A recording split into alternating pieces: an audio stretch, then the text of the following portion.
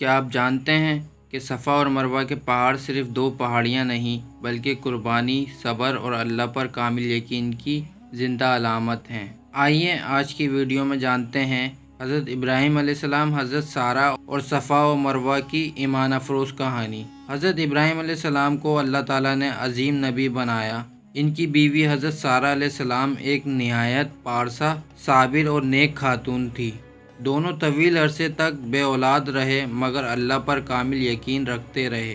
آخر کار بڑھاپے میں حضرت سارہ علیہ السلام کو اللہ نے حضرت اسحاق علیہ السلام کی خوشخبری دی۔ دوسری طرف حضرت ہاجرہ علیہ السلام جو حضرت سارہ کی خادمہ تھیں، حضرت ابراہیم علیہ السلام کی دوسری زوجہ بنی۔ ان کے بدن سے حضرت اسماعیل علیہ السلام پیدا ہوئے۔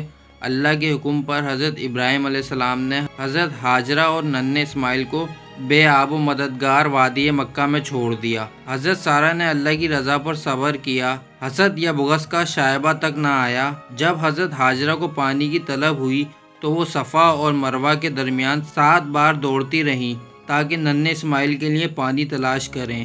یہی عمل آج بھی حج اور عمرے کا ایک مقدس رکن ہے جسے سعی کہا جاتا ہے۔ اللہ کو حضرت ہاجرہ کا یہ عمل اتنا پسند آیا کہ ہمیشہ کے لیے اسے عبادت کا حصہ بنا دیا۔ یہ داستان ہمیں سکھاتی ہے کہ اللہ کی راہ میں صبر، قربانی اور ایمان کی کتنی اہمیت ہے۔ حضرت سارہ کا صبر، حضرت ہاجرہ کی سعی اور حضرت ابراہیم علیہ السلام کی اطاعت، یہ سب ہمارے لیے ایک عظیم سبق ہے۔ اگر آپ کو یہ ویڈیو پسند آئی ہو تو لائک کریں، شیئر کریں اور مزید اسلامی واقعات جاننے کے لیے ہمارے چینل کو سبسکرائب ضرور کریں۔ ملتے ہیں آپ سے اگلی ویڈیو میں، تب تک کے لیے اپنا بہت خیال رکھیے گا۔ اللہ حافظ۔